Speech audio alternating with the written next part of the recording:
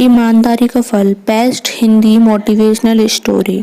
नमस्कार दोस्तों, आप सभी का स्वागत है आज की मोटिवेशनल स्टोरी ईमान का ज्ञान बताएगी। तो चलिए शुरू करते हैं।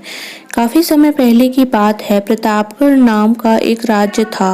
वहाँ का राजा बहुत अच्छा था, मगर राजा को एक सुख नहीं था, वह यह कि उसके कोई संतान नहीं थी और वह चाहता था कि अब वह राज्य के अंदर किसी योग्य बच्चे को गोद ले ताकि वह उसका उत्तराधिकारी बन सके और आगे की भागदौड़ को सुचारू रूप से चला सके।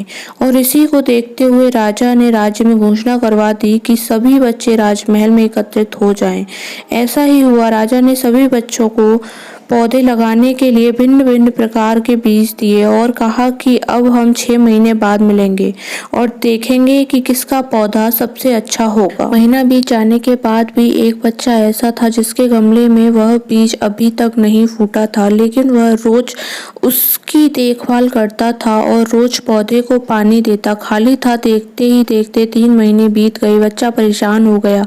तभी उसकी माँ ने कहा कि बेटा धैर्य रखो, कुछ बीजों को फलने में ज्यादा वक्त लगता है।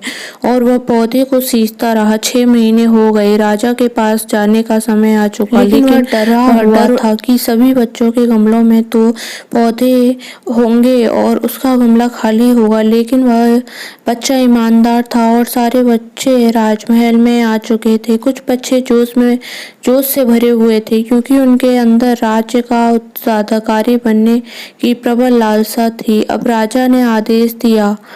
सभी बच्चे अपने अपने गमले दिखाने लगे, मगर एक बच्चा सहमा हुआ था क्योंकि उसका गमला खाली था। तभी राजा की नजर उस गमले पर गई। उसने पूछा, तुम्हारा गमला तो खाली है? तो उसने कहा, लेकिन मैंने इस गमले की 6 महीने तक देखभाल की। हे राजा उसकी ईमानदारी से खुश था कि उसका गमला खाली है, फिर भी वह हिम्मत करके यहाँ आ तो गया। सभी बच्चों के गमले देखने के बाद राजा ने उस बच्चे को सभी के सामने बुलाया। बच्चा सहम गया और राजा ने वह गमला सभी को दिखाया। सभी बच्चे जोर से हंसने लगे। राजा ने कहा, शांत हो जाइए, इतने खुश मत होइए। आप सभी के पास जो पौधे हैं वो सब बंजर हैं। आप चाहे कितनी भी मेहनत कर लें, उनसे कुछ नहीं निकलेगा। लेकिन असली बीज यही था। राजा उसकी ईमानदारी से बेहद खुश हुआ और उस बच्चे को राजा का उत्तराधिकारी बना दिया गया।